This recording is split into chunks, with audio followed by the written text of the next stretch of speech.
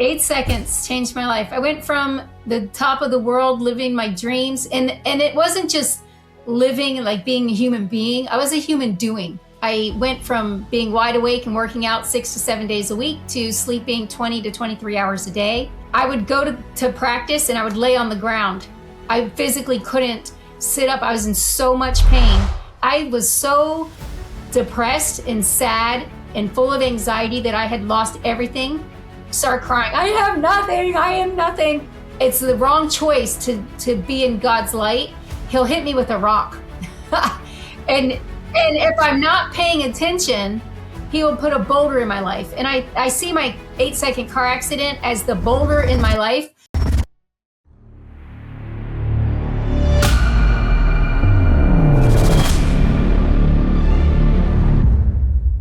All right, today I have an amazing guest, and I know I say this quite a bit, but today is an absolute no exception at all. This amazing person I have today, she was born in Bangkok, Thailand, born in a military family, which, of course, if you've been part of this show at any point in time, you know I could deeply resonate with the military community.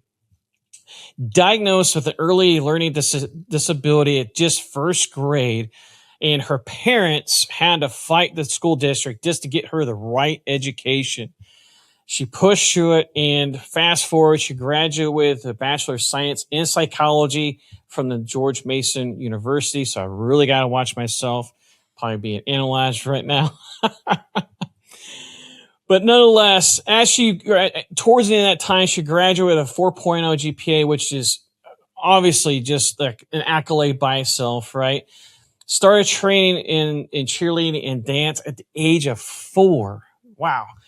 Founded her own training company, got hired by the Washington State University to pilot the first spirit coaching program, took the dance team to the national top 10, cheer squad to the top 5. Like, how impressive is that? Then, of course, which we'll jam into here shortly, a rare disease just like took it all down. Spent years in wheelchairs, saw over 100 doctors. Just hearing that alone makes me want to choke somebody. Endured numerous surgeries that made her worse. And instead of letting that break her, which is what this show is all about, she came back and persevered and is true testament of grit. So she became one of the most recognized chronic pain advocates on the planet. 9 books, over 40 accolades, president of the International Pain Foundation, 4 Arizona laws that she's personally authored, well over 2,000 media features. Like, guys, I'm telling you, like, we're extremely blessed to have this amazing young lady with us today. And right now she's running for Arizona State Representative in her district. Barby Ingle, welcome to the show. I'm so glad to be here, Karl. I'm excited to share. And I also want to thank you for your service and your family's service to our country as well. My parents were, as you said, in the Army, and they're both passed away now. But my mom's buried with special honors in Arlington. And our service men and women have a special place in my life. So thank you.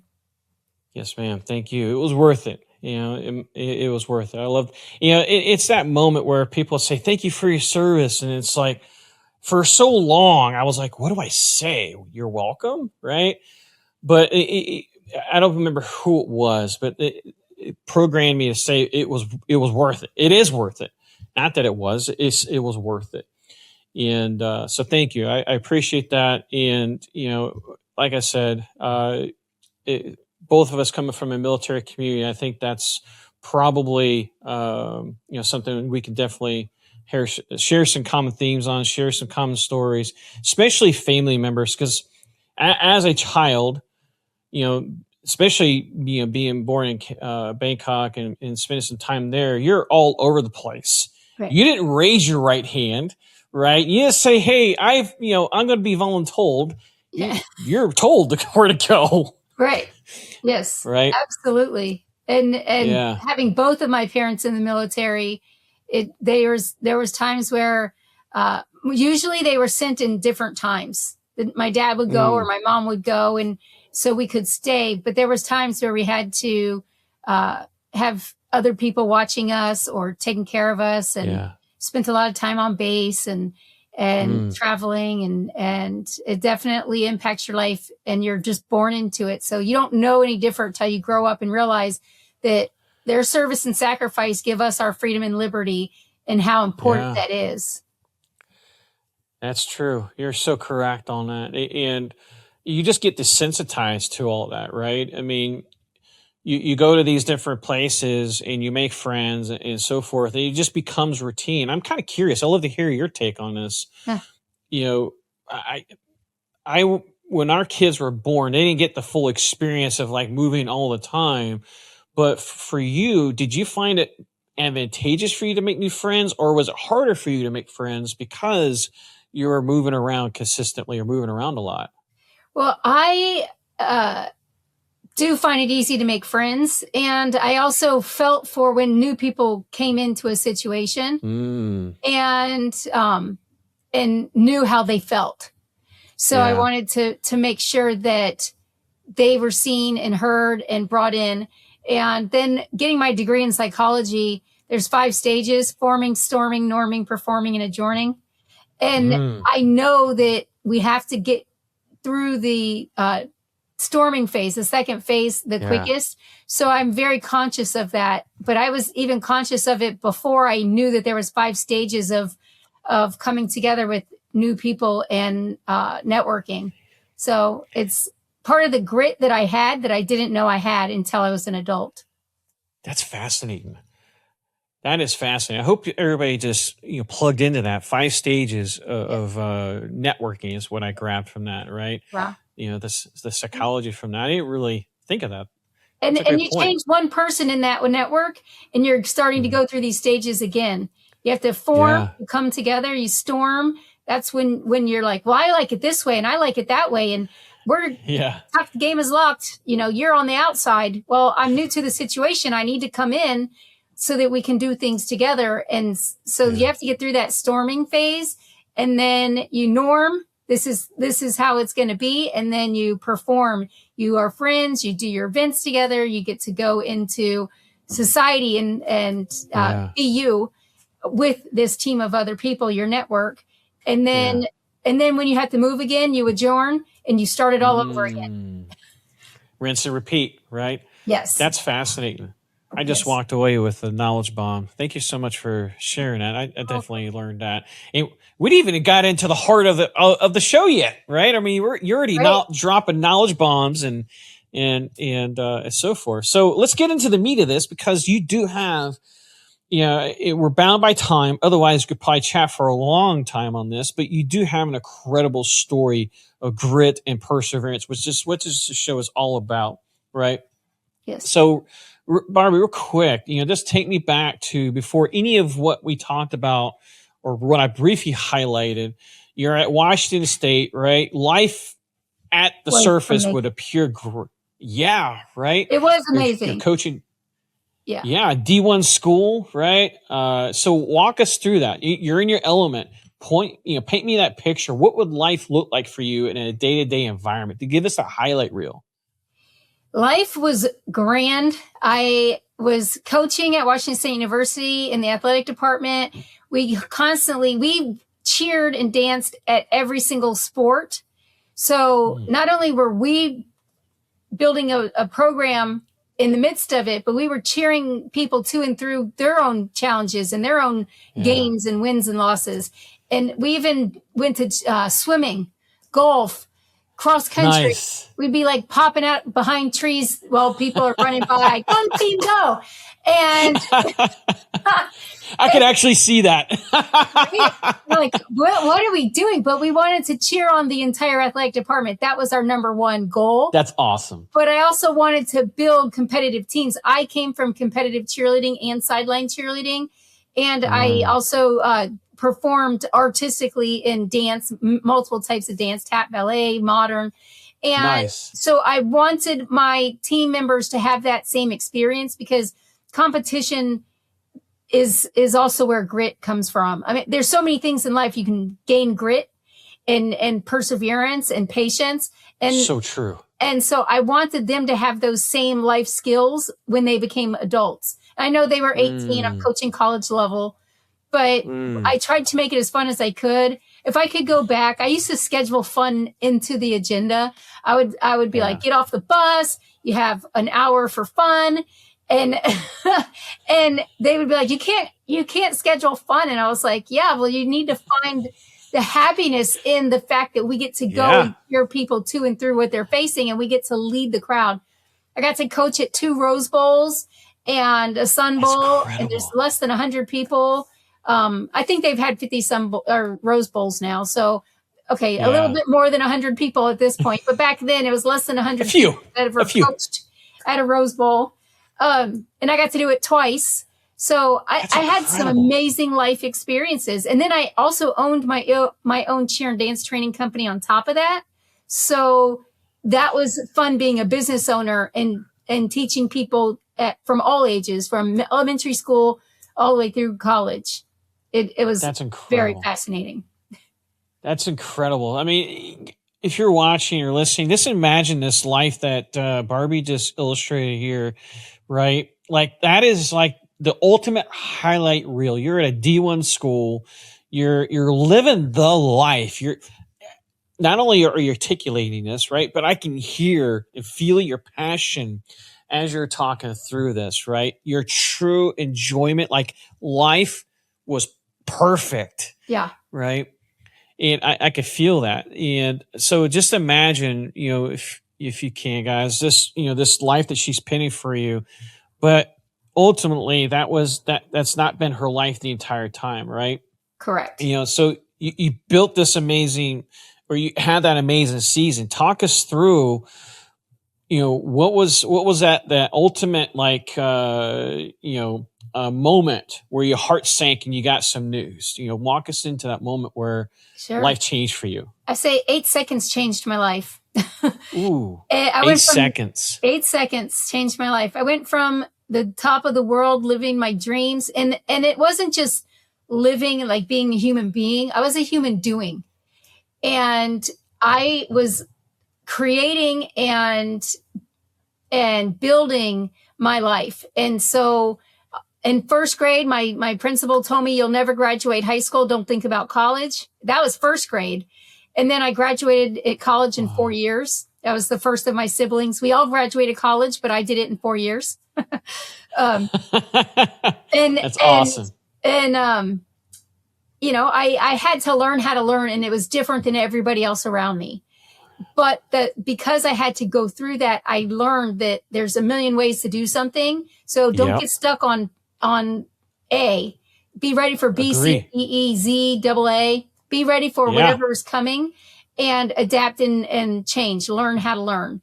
And so I was in a minor car accident, and they told me I had whiplash and I'd be better in 3 or 4 days. And here we are 25 years later. And that's a quick few days. It was it's just flown by. And I went from being at the top of my game and coaching and choreography. I was named top 5 choreographer that same year. And to being told there's something wrong, but we don't know what it is. And seeing 42 doctors, moving, not being able to coach anymore, losing my business, going from the top of the world down to food stamps and needing help. And losing my ability to drive. And after 42 doctors, the 43rd doctor got it correct and tested me for rare disease. At that time, it was called Reflex Sympathetic Dystrophy. And I think that's the best name for it. Reflex is anything in your body that's automatic, goes haywire. Yeah. Sympathetic is your nervous system. I feel like I'm on fire all the time. And dystrophy is loss of muscle and bone. So I went from being wide awake and working out 6 to 7 days a week to sleeping 20 to 23 hours a day. I would go to practice because I kept trying to coach. I kept trying to keep my business going. And I would go to practice and I would lay on the ground. I physically couldn't sit up. I was in so much pain. I would lay down. I would go back to my office and lock the door and go to sleep on my desk.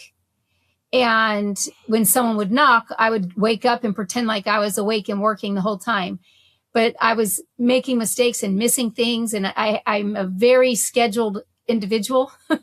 And I was very on top of everything with all of those different events that we were responsible for being at. I had stopped being able to produce the calendar for the team. I couldn't remember what the team members were supposed to be wearing and clarifying, which uniform to wear, because we had multiple uniforms. And I had a hard time recognizing and realizing. But then the team doctor said, "Hey, there's something wrong. We don't know how to fix you. We are athletic doctors. We think you need to get better care." And I said, "If you could go anywhere in the world, where would you go?" And they sent me to Arizona. So I ended up stopped coaching, lost my business, came to Arizona to get the medical care I needed, still saw more providers. Finally, the 43rd doctor figured it out.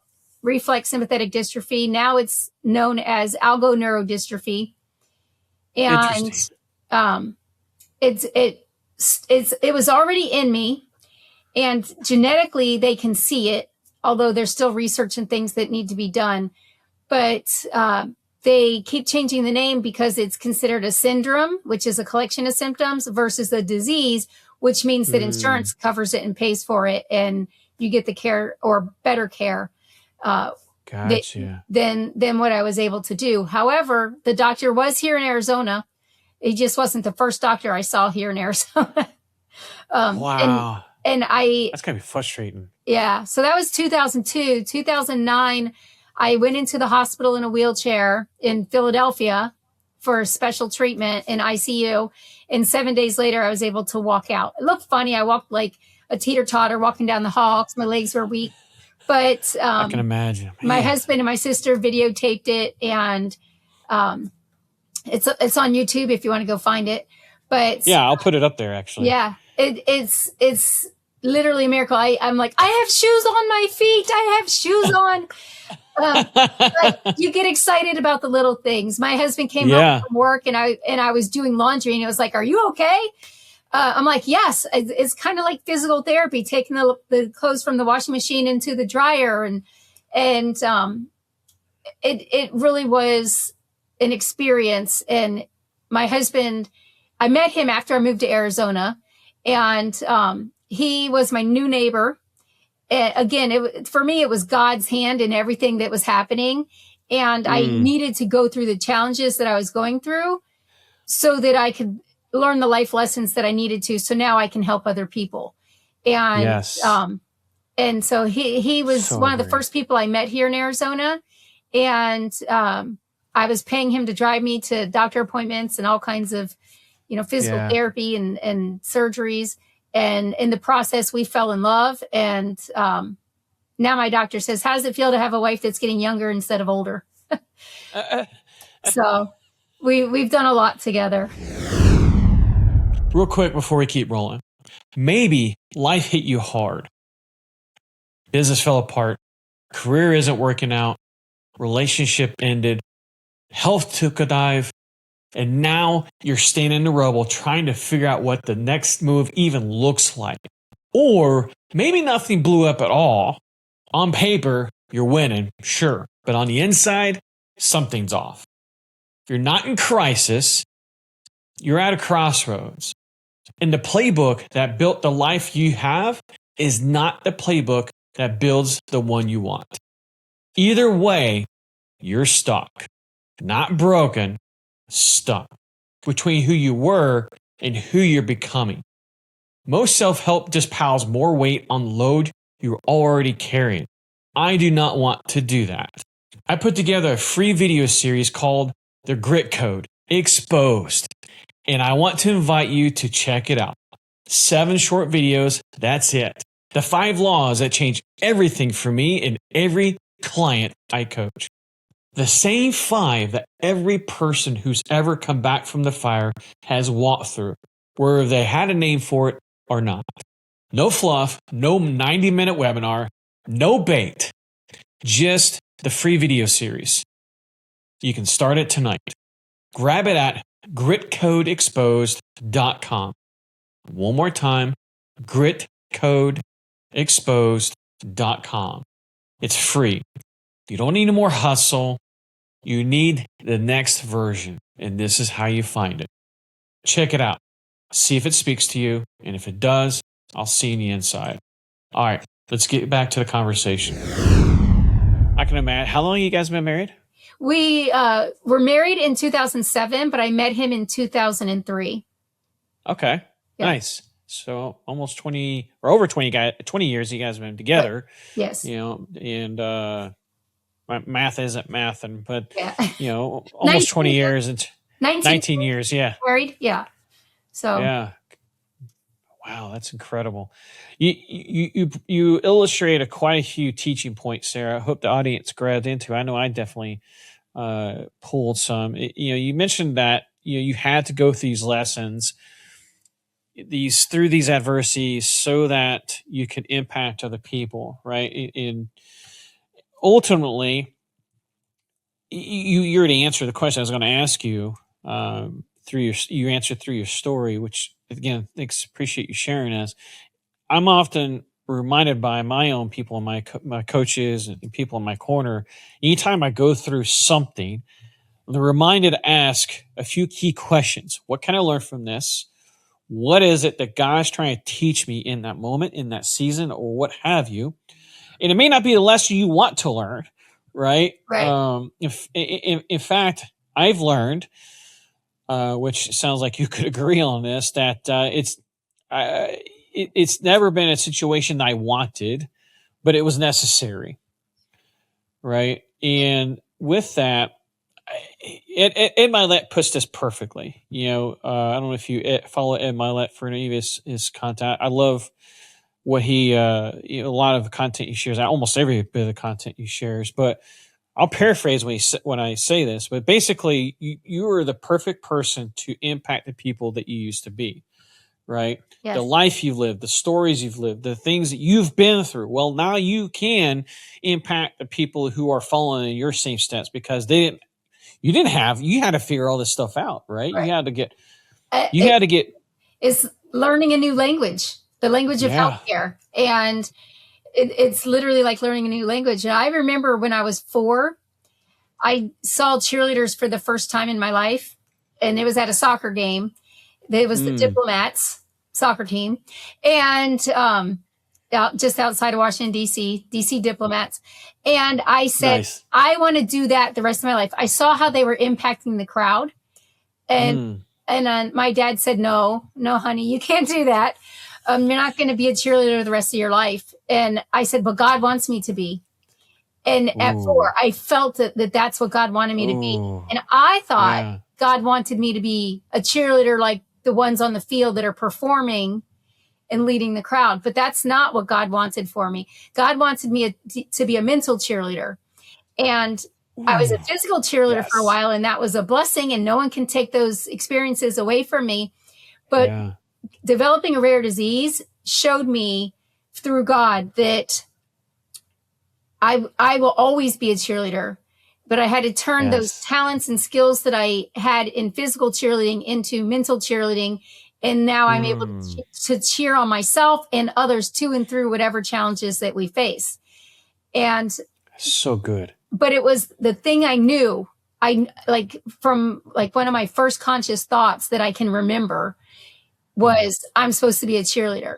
And so you can't take the cheerleader out of me, even if you physically take the skill out of me. I love it. Yeah. I love it. Can't take it out of me. Nope. I'm going to go out. Yep. I love that. I love the differentiation there between the physical cheerleading that, that you felt was in your heart at 14 years old when God spoke to you. 4. Yeah. Right. 4 years old. Like, I don't even remember what I was doing at 4 years old, to be honest. Probably doing boy things. I don't know. Yeah. I don't even remember what I did yesterday.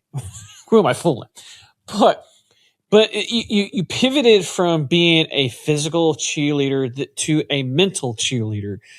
And, this may, spark some controversy, but I don't care. But in my opinion, and I'd love to hear your thoughts on that, I think that's probably, if not more important, it's just as equally important, right? I think it's more important. And I feel like God, I noticed it through this process, God gives me pebbles. And if I have pebbles, I know where to go. I know I'm on the right path. Then if I decide to do something, and I don't drink or smoke or any of those kind of things, but I just mean like just a daily life choice. I chose red over green, and it's the wrong choice to be in God's light. He'll hit me with a rock. and if I'm not paying attention, he will put a boulder in my life. And I see my 8-second car accident as the boulder in my life. I was not living for God, for his light and his purpose that he had for me. I was living what I thought was my best life. And this boulder came into my path, and I had to realize, just like I did with my learning disability, do I go under, over, around, through? How do I get back to the pebbles on the path? Showing me the right way to go.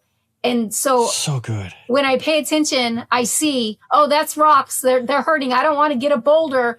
I need to readjust and reevaluate what I'm doing, where I'm going, and what my goals are, and watch for that. And that's kind of how God talks to me. He doesn't talk in clear voice. He talks in this is the path. Lessons. It's not always easy. It's not always the easy path, but you're still on the pebbles. When the rocks start flying, pay attention sooner so that you can get back onto the correct path. And there's lots of paths. There's lots of choices. Like there's A through AA on how you can accomplish something. Find the one that is the right path for you, even if it's hard. Agree. Wow. So good. This conversation is so good. Great lessons shared there, especially the rocks versus the boulders. I could definitely attest where I've had some boulders laying in my life. You know, it was like God's like, all right, listen up, boy. I've allowed you to live this life that you thought was good. Yes. However, if you just listen to me and trust me, I could tell you there's a much better, fulfilling life ahead of you. You just need to lean in. You are made for more. We're all made for more. One of the best lessons that I learned was I went through counseling after my accident, having a rare disease and losing my whole life that I had worked very hard to build and grow. And one of the best lessons I learned was from a psychiatrist. And he had me go home and do this exercise. And I think it would be great for your listeners to also do. Get a piece of paper and start writing down your I ams. I am brave. I am smart. I had all of my life tied into being a physical cheerleader, and losing that, I felt like I lost all of me. But all of me was still here. Everything that I am is not everything that I do. And seeing that and separating that, and God talks about the I am in the Bible quite often. And he is the great I am. And we are made in his image. We need to tune into what our I ams are. Those are gifts and talents on loan from God. And we got to take those back and give them the light that they deserve. And, you know, he says, love your neighbor as you love yourself. Well, are you not treating yourself well? Because that's something that God asks us to do. You come first, and then you take those talents and gifts and help other people. And doing that I am project, at first I was so depressed and sad and full of anxiety that I had lost everything in life or felt like I lost everything, that I had to find my I ams. And he said, you know, your first one is your spiritual. And that was the first one I put onto my list. My psychiatrist called a couple of days before I was supposed to come back and see him. And he said, how's the list going? And I started crying. I have nothing. I am nothing. Like, oh, Barbie, you are so much. And he said, you're spiritual. So start with that and then build a foundation based on that. And by the time I got to his office, I had 25 things that I am. And now I have a list of over 150 I ams. And I keep my list going, and I keep it here on my desk so that I can remind myself, if I'm having that challenging moment, that I am more than that. God made me for more, and I can do more. So start your I am list. So good. And take that forward. Wow. I'm almost speechless here. This has been such a good conversation, Barbie. I've got goosebumps, especially as you're talking about I am statements and identity. You raise a very, very important point, in my opinion, about identity, because what I heard you say, correct me if I'm wrong, is you tied your identity to that season, right? So when the rug was pulled out from underneath you, right, everything that you knew at that point in time, cheerleading, just, yeah, everything gone. I mean, right? I had to leave my network and move to another state to get care. I met my neighbor, but I was paying him to help drive me to doctor's appointments and things. The Uber didn't exist. And so I had to, in my worst moments of life, I had to rebuild a network. I had to ask for help and go on food stamps for 6 months and literally pick up my life. And I would call my dad in the first few months and be crying and saying, I can't dance anymore. And he would say, you can dance. You just dance in your heart instead of with your body. And he said, I want you to dance every single day. And so I had a few people, my family was always there, but other friends that were there my whole life that I thought were my network were gone. They didn't understand a rare disease. They didn't understand what I was going through and why I was sleeping for, 20 something hours a day, and why I couldn't find the motivation that I had for my whole life. And I had to dig down deep and find patience and grit and perseverance and make sure that I loved myself first and built the world around me and the network around me back as I could. Yeah. And as I learned lessons that I was supposed to be teaching these lessons to other people. So good. Yeah. This has been such a great conversation. Thank you for sharing this story. Thank you for sharing these lessons. And these are all things that we struggle with. I know I personally struggle with it for a long time. I just didn't know it as an identity. We'll call it a crisis, right? An identity crisis, right? There was a season of life as a parent, as a husband, as an entrepreneur. I was in a space for 25 years, and God's like, whoop, now it's time for you to listen to me now. Listen to me, boy. It's like, okay. And so change your life. And really it was changing every day. And a lot of people are afraid of change. I realize change is going to happen. Let's make the best of each moment. And I also stopped thinking about like a 24-hour clock. I do follow, I am a time punctual person, but the thing that I'm doing, I see as a moment. And how can I make this moment, even if it's a bad moment or I'm getting bad health news and, oh, your gallbladder died today and now you got to get rushed into emergency surgery. Whatever it is that I'm facing, I take it as the moment, and how can I make this moment be the best moment, no matter if it's a good moment or a bad moment. And that's all you have, right? Yeah, it is. And that's what all humans go through. Yeah. It's this perspective as to how we process it, get through it. Yes.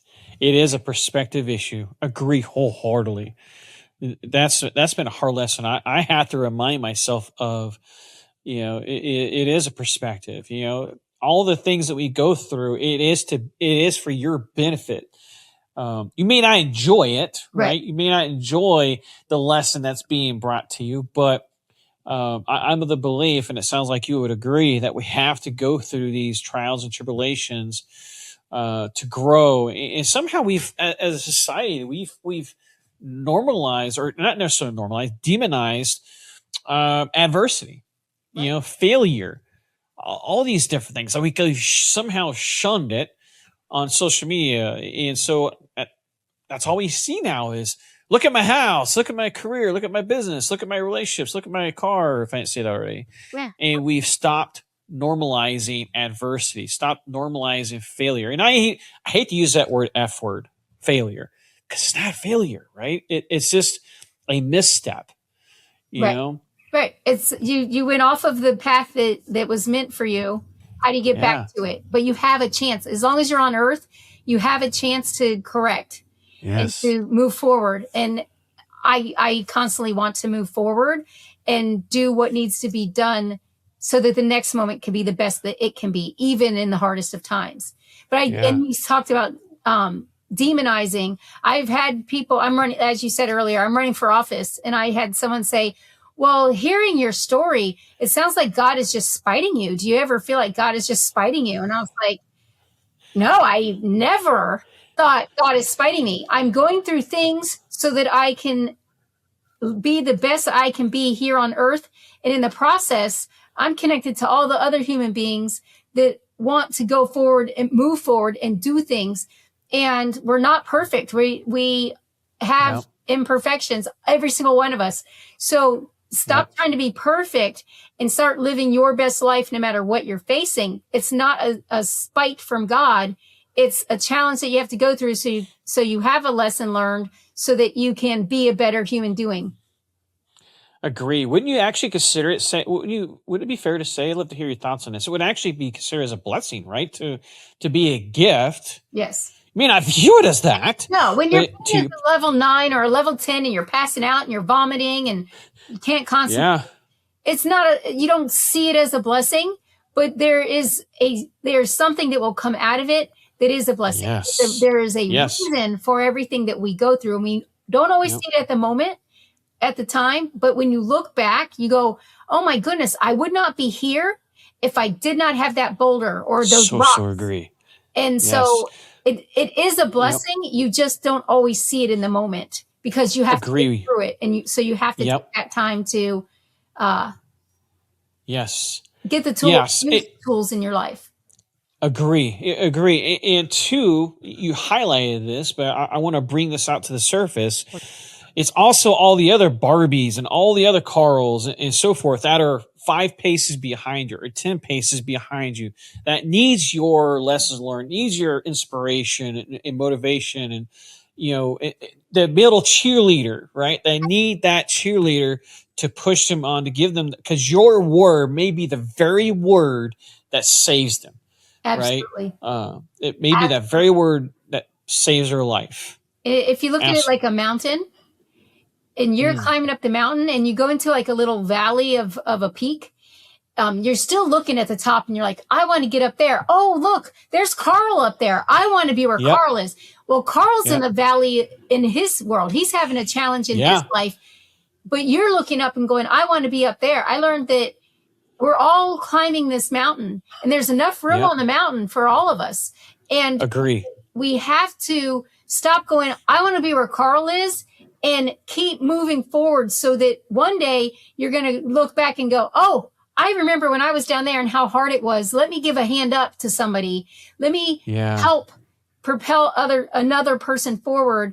And it could be sharing your story. It could be you have a talent and it brings somebody a smile. Even holding a door open for somebody really could be the thing that they needed. They were feeling in their life that they're lower on the mountain. They're looking at you and you go, hey, let me hold the door open for you.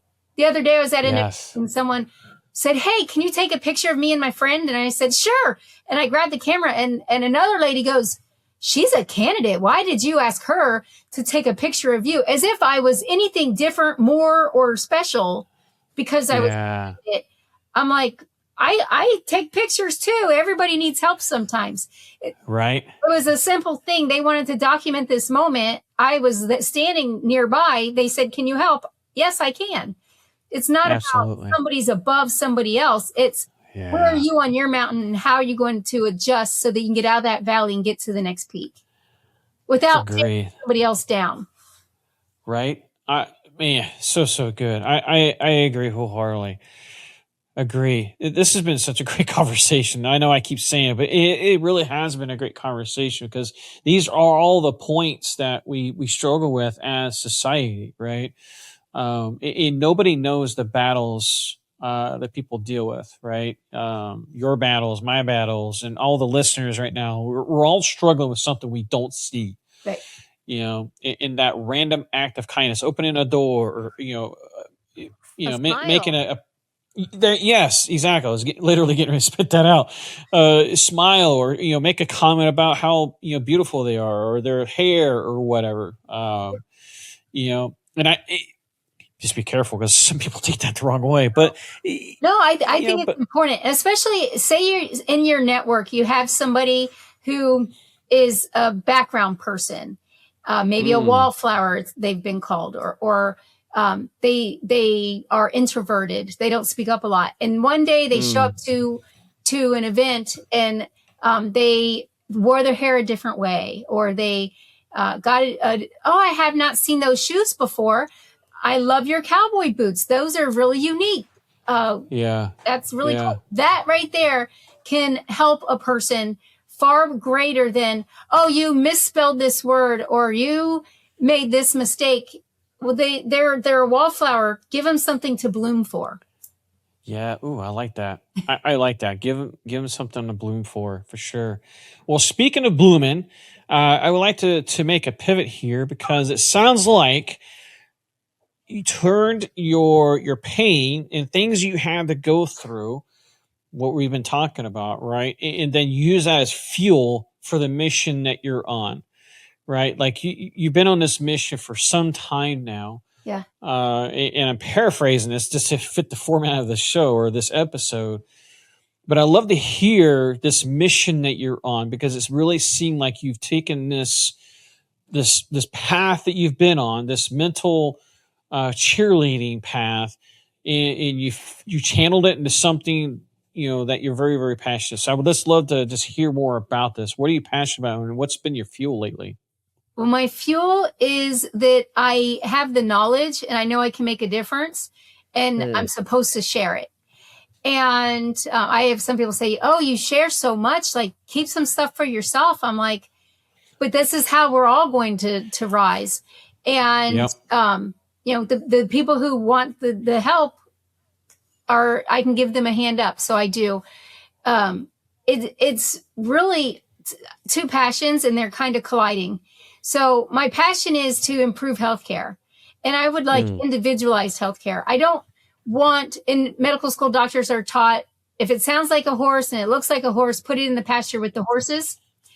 And I am different. I want individualized care. I do not want universal health care. I do not want everybody gets the same thing. Even, my brother has the same rare disease that I have, and he's had a different journey than I have. And we have different treatment needs and different things that work for us. Each human being, even if you have the same disease, even if you have similar genetics, you have to find what is individually best for you. And so I've been talking about individualizing healthcare, and I was talking about before I even knew what it was, but that's my passion. And out of that, I started working on legislation. In 2009, I got in my wheelchair. I was asked to testify on the state level for a bill that was going through, and I just continued to do that. And I've worked on over 100 bills in 36 states and federally, as well as with the Department of Defense for our veterans. And that's my passion. And I have authored in 2022, I got the ability or the ask from a senator to write a bill, which I'd never done before. It was a whole new experience. I had to learn how to do it. But I got to write legislation, and it got passed into law. And then my second one got passed into law, and my third one got passed into law. My fourth one was a team effort. Now I know how to do it. I started teaching legislative classes to other people. This is how you can make a difference in legislation. And really the two worlds collided, and it comes back to individualized care and sharing my story of how I was able to learn the language of healthcare, how healthcare is working as designed very poorly. And we have to make big changes, but that's hard to do, especially in society. So, I also want to make sure that people are not forsaken in the process of bringing in a new system. And that happens a lot. Even when you make incremental changes, I see people say, oh, we need transparency. And then the insurance companies find a workaround, and it's no longer transparent. Really, it's a delaying care tactic, so that the insurance company doesn't have to pay as much money. So I see those areas and have researched and found ways to correct them. And now I'm seeing, everything, law enforcement and border security and civic rights and duties and the Constitution they all are on that same path. The steps to get a bill for health are the same steps that you need in education. And so now I've picked up and started working on legislation for education and pro-life and other areas that nice. also need help.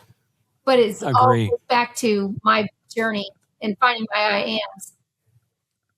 That's so amazing. Thanks for sharing, your journey with us and enlightening.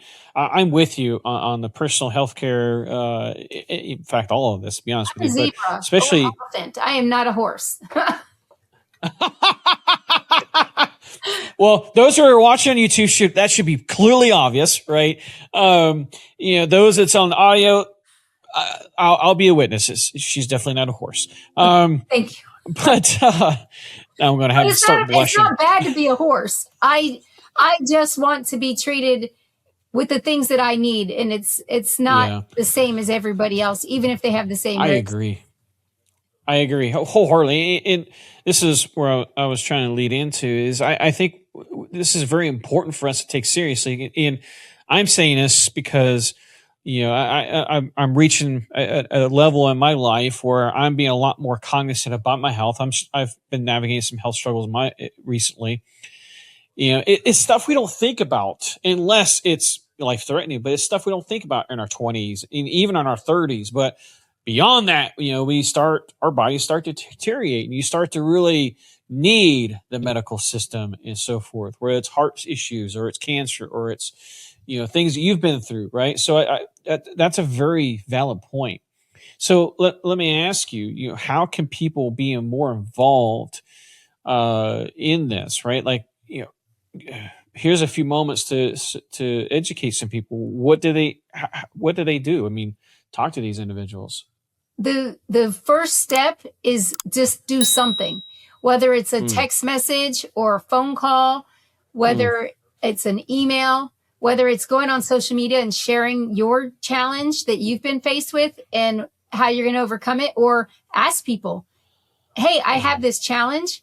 What do you suggest? You don't have to take all their suggestions. Not all suggestions are good, not even all of mine. Take and choose what is best for you and work it into your life so that you can be the best you can be. And I like to say there's great reason for hope because there's help. All you have to do is reach out and seek it. It's literally when you share, it helps other people understand the challenge that is being faced, and you're not the only one facing it. And how can we come up with ways to overcome those challenges? And so that's the first thing is when I first got asked to give my testimony at the State House, I didn't know how my story was going to impact anybody. I didn't know that legislators were going to care. They did care. And once you make that contact, have that person be a part of your network every month or every 6 months or whenever you can. Reach back out and say, hey, guess what? Yes. This is what's going on in my life, and give them an update so that they can see where it's gotten better. It's gotten worse. What? This challenge came up and the hospitals are making me do prior authorizations over and over and over again when the state law says it's supposed to be once a year. What can we do about it? And asking, hey, I have this challenge. What can be done about it? Take those steps and start sharing. And then as you learn, you can get more involved and you can get to the point where, 2009, I did my first testimony. In 2022, I wrote my first bill. It was a long process in between. And I had many other challenges in all aspects of life that come up during this time. So, looking at that and realizing and sharing, talking and communicating both directions and figuring out what is the best for me. Take that, water it, grow it, and then go to the next step. And if you're stuck on a step, realize that you can break it down into smaller parts. One thing I do, I do all the easy stuff first, and then there's only a few hard parts left. But because I have all this other stuff done, it clears the way to how to accomplish those few hard pieces that were part of the overall project. And so that's, a way that I found that helps me accomplish the project instead of procrastinating and waiting till the end. Do the parts I'm right there with you. As you can get them done. Real quick before you go, if you're still with me this deep into the episode, something in it hit you. Maybe it was the guest. Maybe it was one line. Either way, you're still here. And that feeling in your chest right now, that's the signal. Most people get a signal like that and do absolutely nothing with it. They close the app, life rushes back in, the moment's gone. 6 months later, they're in the exact same spot. I don't want that for you. So I put something together. I want to invite you to check out a free video series called The Grit Code Exposed. 7 short videos, the 5 laws I walk every client through. The same ones that rebuilt me when everything else fell apart. And if you listen closely today, you heard them running underneath the entire conversation. Because everyone who's come back from the fire walks through these 5 laws. Some find them on their own, some get help, but the laws don't change. Free video series. You can start it tonight. No fluff, no 90-minute webinar, just the series. And if you're going to do something with what you heard today, do this before life talks you out of it. Go to gritcodeexposed.com. One more time, gritcodeexposed.com. And hey, before I let you go, thank you for riding with me this long. It means a lot more than you know. Thank you. Eat the frogs first, essentially, right? Yeah, and then go after the bear. There you go. Yep. Oh, this has been so good. Oh my gosh. I think healthcare, and this is going to be controversial, I'm sure, but I don't care. But, healthcare, I think, is something we really need to put a lot of emphasis on.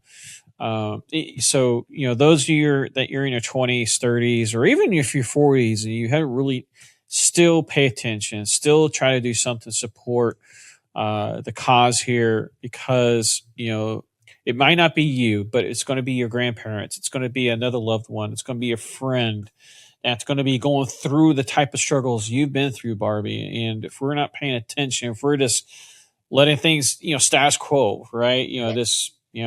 Let them do their thing. It's never going to change. It's either you or somebody that is going through it. And a lot of times, as you said earlier, it's invisible. We don't see the challenges that people are facing. I had an event a couple of weeks ago, and I was out it was at our home. I was out in the yard setting up decorations, and I came into the house and collapsed. And I didn't know what was wrong. I didn't even know if I was going to be able to pick myself back up to go out to the event and be a part of it. I thought, oh my goodness, I'm going to be my right side of my body locked up. And I was having heart palpitations and I didn't know if I was going to be able to do it. And I ended up going back out and making it through the event and collapsing at the end. I went to the heart doctor afterwards, and I had heat exhaustion. But at the time, I didn't know it was this heat exhaustion. Yeah. I just know I was having a major challenge. But it literally, you push and push and push and push. And especially when you're younger, you feel like I have the rest of my life ahead of me. But every moment is a gift. And we don't know when that's going to end. So 100%. So make sure that you are taking care of yourself and you're mindful so that when these challenges happen, you're better prepared for them. And I wish, talking about education earlier, in healthcare, I wish that somebody had taught me in elementary school or middle school about actual health, how to talk to a doctor, what you can expect at a doctor appointment, the language of medical, so that not necessarily the nitty gritty details of in surgery, they're going to put this tube down your throat and help you sleep. I don't want to know about that. I don't even want, right. I know. I'm right there with you. I'm like, you don't need to explain. I'll be asleep and I will never know. Exactly. But some people want to know that nitty gritty detail. Ask. Yeah. Don't be afraid to ask questions.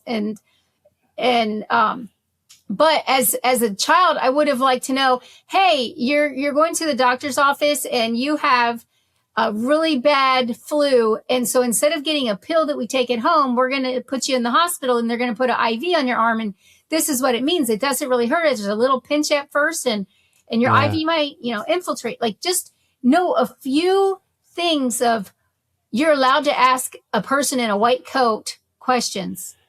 They are practicing medicine. They are also a child of God. They do not know everything. You have responsibilities in that situation. I should have learned that. We should learn that at a younger age. Agree. And agree. I think that's part of basic life 101, right? Yes. Learning how to navigate the healthcare system, learning how to navigate, healthcare needs, and these are all valid points. I agree. Looking back, of course, this is a couple moons ago. This is back when home ec was still a thing, right? I had home ec. They didn't teach us how to talk to a doctor. They taught you the doctor knows everything, and that's why you're going to the expert. Yep. Yeah, exactly. And we just have this perception we can't question the experts, right? Right. We can't question the white coats. Yes, but we have to. And there should be nothing about us without us. You have to be engaged in your healthcare and in life. Agree. And you're the one who lives with yourself 24 hours a day. The medical provider you're in front of, they don't know the challenges that you face at home. All of a sudden you're choking on food. You don't know why. Well, maybe the nerves in your throat aren't working or firing correctly. It might not be that you have GERD or some other challenge. It could be something else. So that's why you go to the medical provider to help you live your best life when you're outside of their office. But typically they'll give you some homework, just like they do in school. You got to do your homework. You have to be responsible for your own well-being, and you have to love yourself as you love others. So make sure that you're doing that. Yeah, so agree. That's a valid point there. Love yourself as you love others, because we oftentimes give other people the oxygen mask first before we put our own, right? Yes. I hear that so many times in presentations and talks. Every flight you go on, they're like, put your own oxygen on first. It's not being selfish. Yep. You cannot help somebody else if you don't take care of yourself first. You want to be able to help others to your fullest. Put your own oxygen on. Do and find the tools and make the tools. Be a creator. Find the things that you need in your life to live your best life so that you can help other people live their best lives. And you all have different talents and gifts. So don't think you're going to be perfect in every area. Turn to other people and get that help when you need it. But be responsible for yourself in that process. Love it. Yes, absolutely. Wholeheartedly. Strive for progression, not perfection. Yes. Well, fast forward, because our time has unfortunately come to a close, on this episode. But you're running the International Pain Foundation. I want to make sure that is put out there and plugged. Yes, thank you. Into this episode, you've got your own podcast, the Barby Zone podcast. You're also running for, Arizona State Representative for District 7. Yes. Am I saying that correctly? Correct. Right. So for those that are listening to you right now, like this person is like, Barby, my gosh, you're speaking my language, or they just want to support you in this race or the things that you're doing. How can they connect with you? What is the best place where they can connect with you? Well, if you're facing a health challenge, I would go to internationalpain.org. We have projects on education, awareness, social events, and access to care. So internationalpain.org is a great resource. There's lots of tools, tricks, tips, things that you can use, and please do. And then if you want to connect with me personally, you can go to barbyingle.com and find out about me personally, as well as my campaign, and support me through sharing on social media. My name is my social media, Barby Ingle, and you can find me on Facebook, Instagram, LinkedIn, YouTube, and X. And I would be happy to connect with you. And if you have a challenge, please feel free to reach out and see what I can do to help. Awesome. Thank you so much, Barby. I'll be definitely going to be dropping all of this in the show notes, your socials, your website, in your of course, your name too. Especially spelling it correctly, because, Barby can easily misspell, but thank you for sharing that. As we wrap up, we've got some couple of rapid fire questions, a couple of which I've kind of prepared you for already. Yeah. In this season that you're in right now, especially running for public office and things that you've been doing, your life is a true story to like the definition of grit, right? Yeah. But in this season, how do you personally define grit in this time of life that you're in right now? Grit is perseverance. It's overcoming the challenges, and it might take you some time. So have patience in yourself as you're overcoming your grit, and or building your own grit, taking it away from others. Really focus on facts and make sure that you're checking. If this doesn't seem right, that you're balancing that with what's reality, what's real, because reality isn't always real. Look at the Kardashians and other shows out there. They take each scene 6 or 7 times.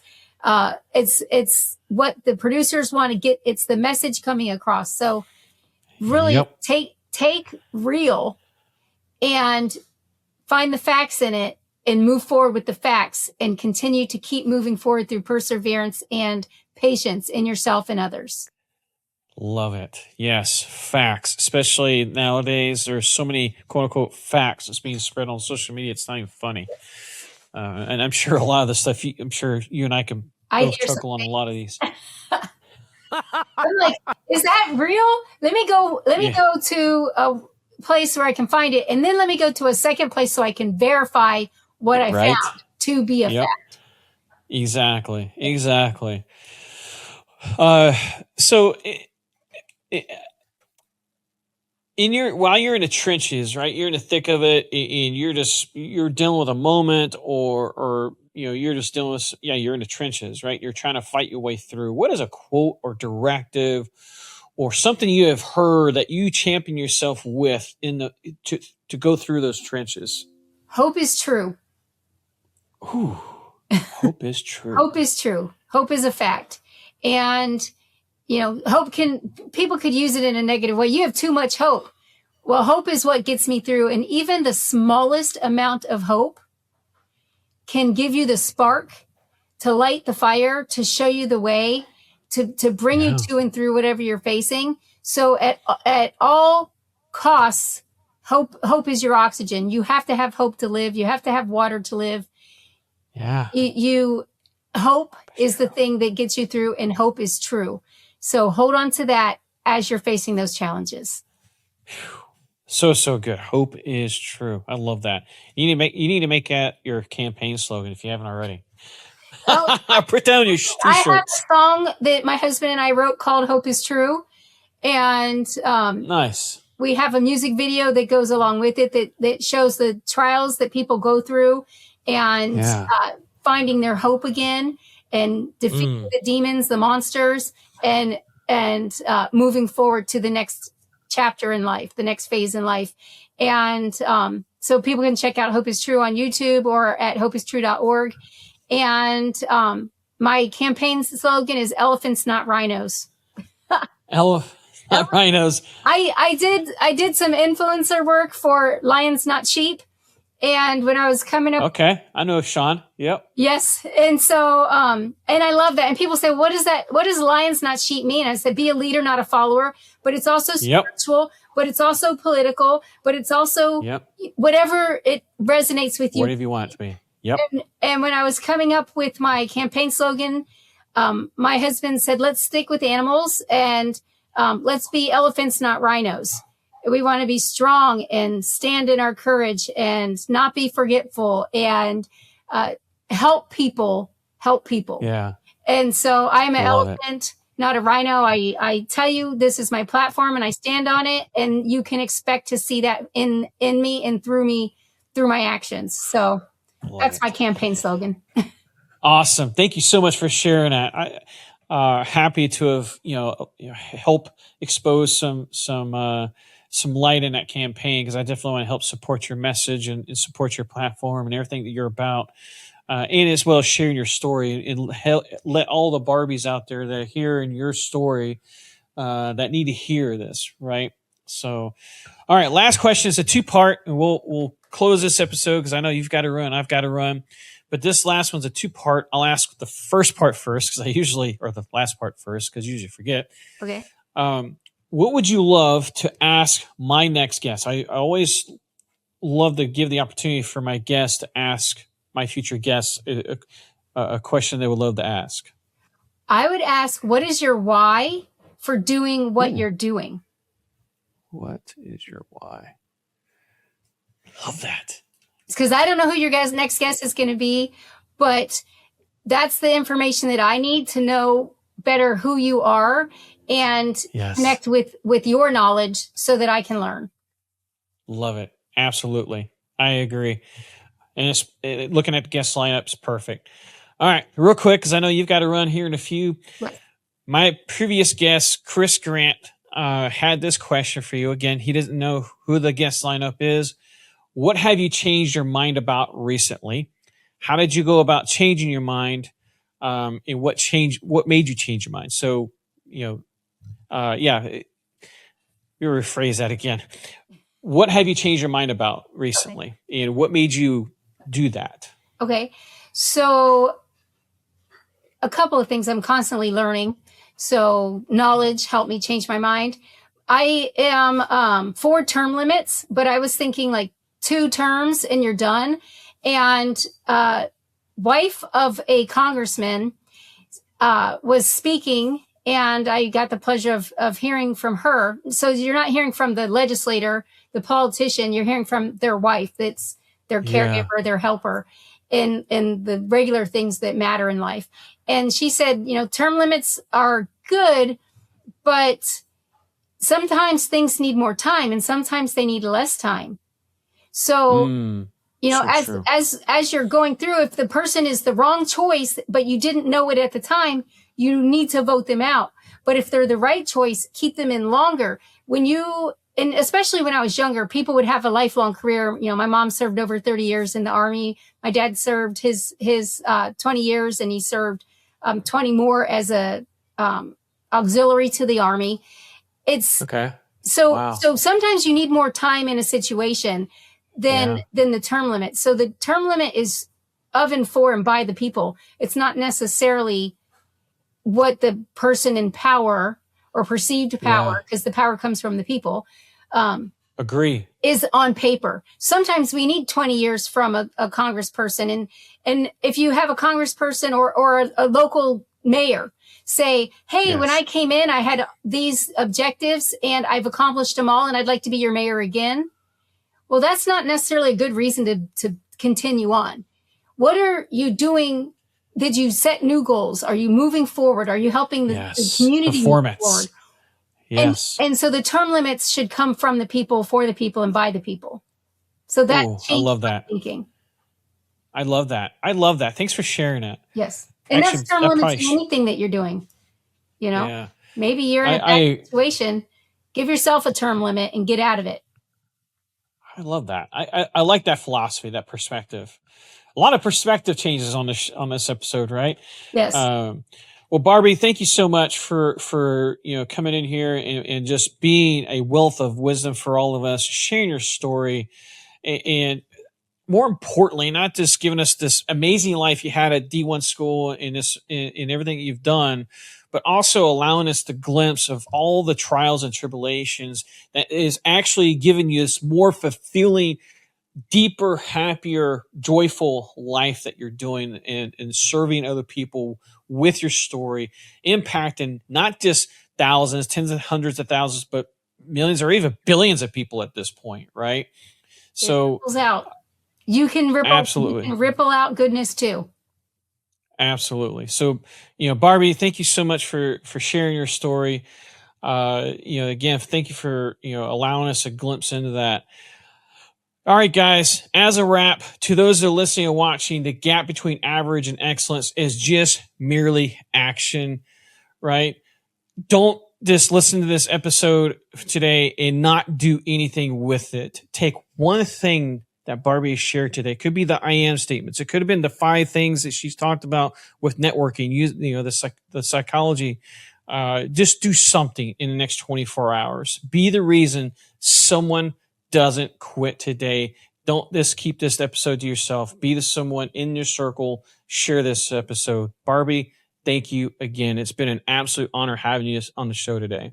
Thank you, Karl. And for everybody listening, go give Karl 5 stars for the Grit Factor podcast. Let him know that he's doing a great job and listen to his other episodes. Thank you so much. Thank you. Appreciate it.